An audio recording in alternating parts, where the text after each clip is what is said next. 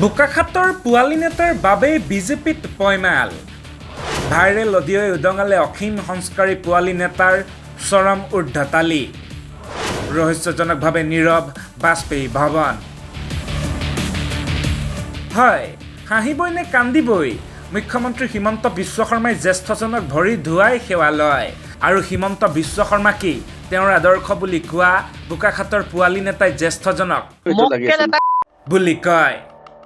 পৰম শ্ৰদ্ধাৰ ৰাইজ আজি এটা তত্ত্বগধুৰ বিষয় লৈ আগবঢ়াইছো এই প্ৰতিবেদন প্ৰসংগৰ গভীৰতালৈ সোমাই যোৱাৰ পূৰ্বে আপোনাৰ খবৰে বিজেপিৰ এজন পোৱালি নেতাক চিনাকি কৰাই দিব খুজিছো এওঁ আকাশ ফুকন বৰ্তমান বোকাখাতৰ আকাশ বিজেপিত আছে এসময়ৰ কংগ্ৰেছী তথা বৰ্তমানৰ বিজেপি নেতাক সেই সূত্ৰে দলে দিছে ক্ৰীড়া বৰ্ডৰ উপাধ্যক্ষৰ দায়িত্ব বগা ৰঙৰ ইনোভাটুগুৰি দেৰগাঁৱত ২৬ত নিৰ্বাচন খেলাৰ উদ্দেশ্যেৰে সভা সমিতিয়ে গামোচা এৰকক পিন্ধি ফুৰে এইগৰাকী বিজেপি নেতাই পিছে মুখত মিঠা মাত সমাজৰ বাবে কিবা এটা কৰাৰ বুকুত হেঁপাহ আৰু লোকচক্ষুৰ সন্মুখত আচৰণ নেতাৰ দৰে কৰিলেও মনৰ মাজত লুকাই থকা লেতেৰাখিনি পৰিষ্কাৰ কৰি দিলে বোকাখাতৰ আকাশে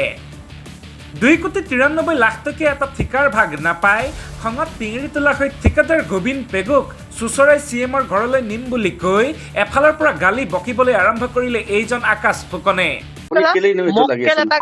এডুকেশ্যন মিনিষ্টাৰ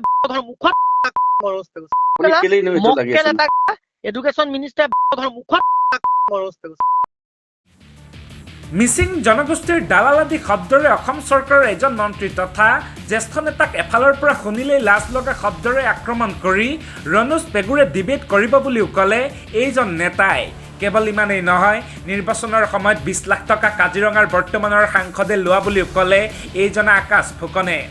আকাশত চাং পাতি জ্যেষ্ঠজনক সন্মান কৰাৰ বিজেপিৰ নীতিক ভৰিৰে মোহাৰি প্ৰাণ ঢালি গালি পাৰি ফোন কল ভাইৰেল হোৱাৰ পাছতেই আকাশ একেবাৰে মাটিতেই সৰি পৰিল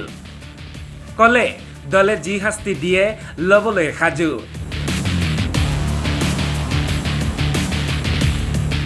পিছে জিভা পিছলিলে ফেচবুকত দুটা শব্দ লিখিলে নিলম্বন পত্ৰত চহী কৰিবলৈ সাজু হৈ থকা বিজেপিৰ সভাপতি এই ক্ষেত্ৰত ৰহস্যজনকভাৱে নীৰৱ বিষয়টোক লৈ নিতাল মাৰিছে বিজেপিৰ অন্দৰ মহলেও কিন্তু কেৱল এজন জনগোষ্ঠীয় নেতা তথা মন্ত্ৰী ৰণোজ পেগুক গালি পৰাৰ বাবেই আকাশ ফুকনক মাফ কৰি দিছে নেকি বিজেপিৰ বৰঘৰ বাজপেয়ী ভৱনে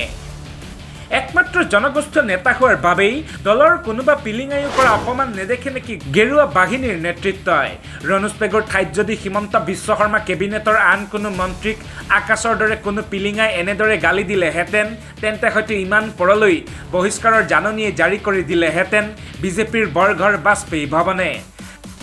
কিন্তু জনগোষ্ঠীয় নেতা হোৱাৰ বাবেই ৰণোজ পেগুৰ হৈ মাত মাতিবলৈ আহৰি কাৰোৰেই নাই এনে অপমান ৰাজহুৱা হোৱাৰ পাছতো থমথম মদন গোপাল হৈ সকলো নীৰৱে সহ্য কৰিবলৈ বাধ্য হৈছে খুদ মন্ত্ৰী Ranoj পেগুৱেও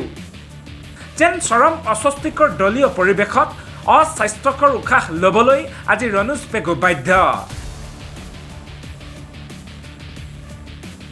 news desk report thespoton